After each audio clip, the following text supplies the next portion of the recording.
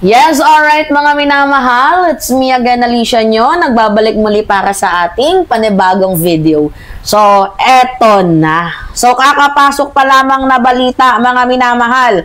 Okay, Ombudsman, 6 Interpol Red Notice, passport cancellation for Zaldico. So, kilala nyo naman si Zaldico, diba? Yung parang Orly Gotesa 2.0. So, ginaya, diba? Ang pag-uugali ni Orly Gotesa. So, anyway, ano ba yung ibig sabihin nito, mga minamahal? So, hindi na siya pwedeng magtago abroad. Which is, yan yung mahalaga. Diba? Hindi na din siya pwedeng tumalon ng iba't ibang bansa. Aray mo. Ang sakit nun, diba? Kumbaga wala ka ng kalayaan. Para ka ng langgam na naghahanap ng pwede mong masiksikan. At kailangan niya nang harapin ang kanyang mga kaso. At kapag once na nalocate siya kahit anong bansa, automatic deportation po ang mangyayari dito kay Elizalde. So, this is a huge means, mga minamahal. So, the Philippine government is done with his excuses. So, tapos na yung, yung dami mong kuda, tapos na yung mga excuses mo, tapos na yung mga yung mga pinagsasabi mo. So, ngayon, ayon kay Clavanio, once the arrest warrant is issued, we can use it to apply to Interpol for a red notice. So, ano po yung ibig sabihin nun, mga minamahal? Yung bagong pagkilos ng ombudsman na nakalagay dito kay ko sa international radar. Ibig sabihin, mayroong probable cause. May mga kaso at ready nang ipa-red notice itong si Elizalde. By the way, mga minamahala, ang red notice is Interpol highest level of international alert. So, kapag meron kang red notice, lahat ng bansa, more than 190 countries, ay pwede siyang hulihin at ibalik, e-extradite dito sa bansang Pilipinas. Anyway, ngayon, ano ba yung katanungan dito? Ito may nag-comment. Bakit daw to ginawa ng ombudsman? So, unang-una, ginawa to ng ombudsman dahil tumakas itong si Elizalde. Hindi siya nagpakita sa bansang Pilipinas matapos lumabas ang mga anomalies sa flood control project nung binanggit ni PBBM sa SONA. Yun yung totoo. So, ngayon, ano yung ginagawa ni Elizalde? Tumakbo palabas ng bansa. Pinalabas niya na meron siyang sakit. So, nagtago siya na parang kriminal sa ibang bansa. Tapos ngayon, gumawa siya ng series of video na kunwari siya daw po ay isang whistleblower. Pero ang totoo, abay nililis niya lang ang issue sa publiko para malinis ang kanyang pangalan. Ngayon, ano ba yung kinakaharap ng kaso ni Elizalde? Nangunguna na nga po dyan, mga minamahal, yung malversation of public funds. Pangalawa, falsification of public document. Pangatlo, violation of Anti-Graft and Corrupt Practices Act. And additional graft for receiving unwarranted benefits. So, hindi lamang siya mag-isa, mga minamahal. Kasama din na kinasuhan ang 17 members. At kasama na din dyan yung former and current DPWH officials, board member ng SunWest Group Holdings, at yung 17 pa. So, this is not political prosecution, to be honest, mga minamahal. And also, this is not a revenge or this is not Marcos versus Ko. Diba na may magko-comment dyan. Bakit ngayon lang siya pinakasuhan kung saan nagsalita na? Ngayon pa lang lumabas ang findings. Ano magagawa natin? Siyempre, lahat ng bagay dinadaan pa din sa due process. Diba? So, itong corruption investigation na to ay binase po, mga minamahal, sa mga project anomalies, overpriced flood control projects, fake document, and questionable signatures and suspicious payment. Meron pa nga dyang iba tawag dito, yung sa mga diskaya, diba? Kahit nagawa na, dinodouble nila. Kumbaga sa baboy, double dead.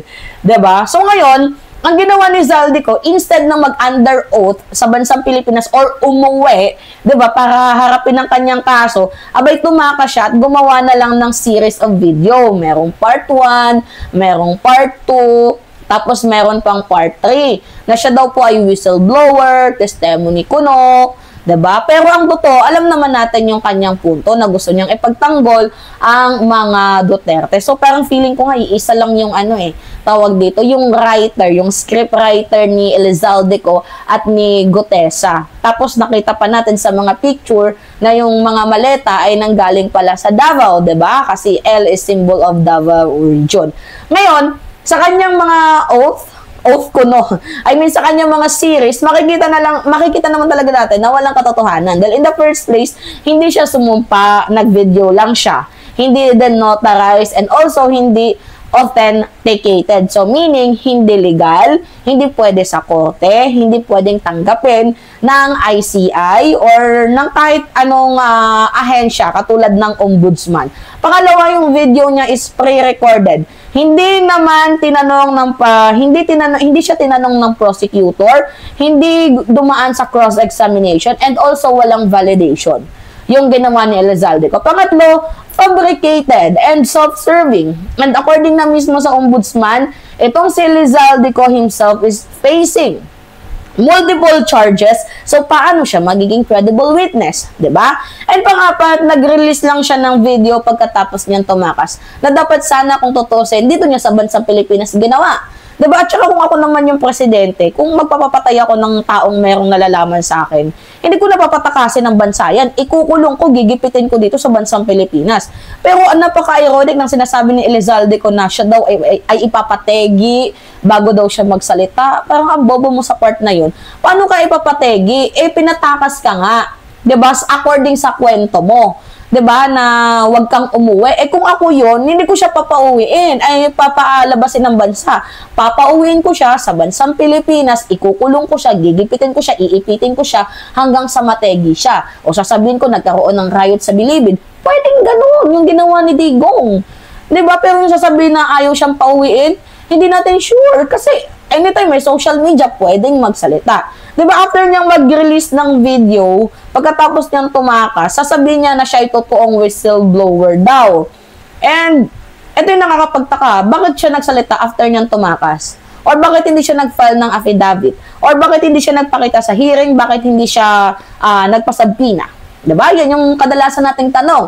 Siyempre, simple lang. So, yung video na ginamit is used to have a public attention, malihis sa public attention, makakuha ng magmukha siyang victim, makakuha ng sympathy.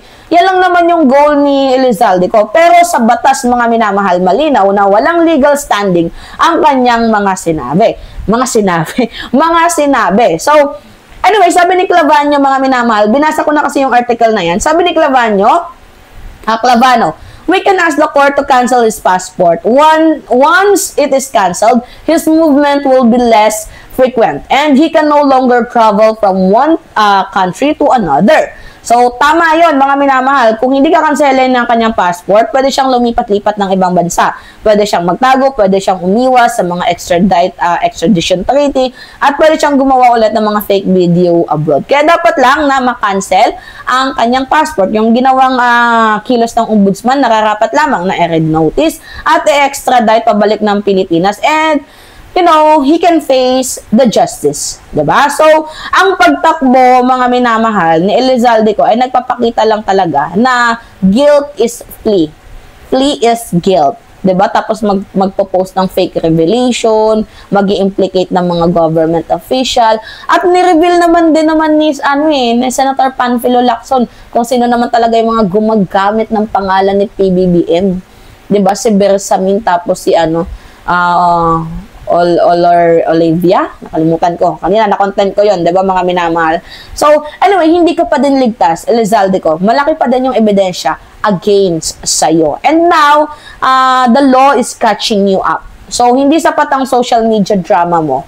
Hindi sapat ang walang oath na ginagawa mo sa mga videos mo. At hindi ka sapat para maging whistleblower. So, ang kailangan mong gawin, umuwi ka ng bansang Pilipinas, humarap sa Sandigan Bayan, at managot sa graft and malversation cases mo. Kaya mga minamahal, ito po ay walang lusot, walang takas, walang script na makakapigil. Kaya nga sabi ko sa inyo, hindi pwede na tayo lang yung humihingi ng tulong sa Interpol, tapos pag yung Interpol humingi tayo ng tulong sa kanila, 'Di ba, hindi na nila tayo pagbibigyan. Kaya yung gagawin ng Interpol, kung sakaling bibigyan na si Bato or mailabas na yung arrest warrant, kailangan makipag-cooperate ng gobyerno para mahanap itong si Bato de la Rosa nang sa gayon maibigay siya sa Interpol para sa ICC. Kasi hindi pwede yung tayo lang yung kalmot ng kalmot, tapos wag sila yung kumalmot, hindi tayo magpapakalmot.